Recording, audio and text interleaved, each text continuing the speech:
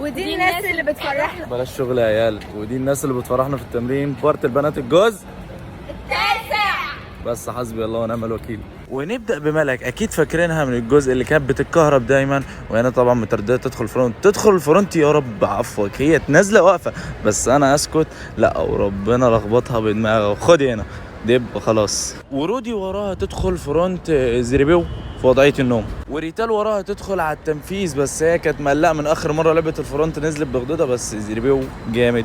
ونيمو بفرونت الضفادع، واحمد يدخل بالتنفيذ وجامد يستلم بركبه، طبعا ما عادش فيه ركب، ويدخل برضه على الفرونت وجامد. وراها يمنى التلميذه النجيبه بتاعتنا وعاش على الفرونت. واحلام بعد النزله دي بتشوف احلامها، ما بقاش كريم لو ما دخلتش وحطمت احلامهم كده بما اني جامد يعني.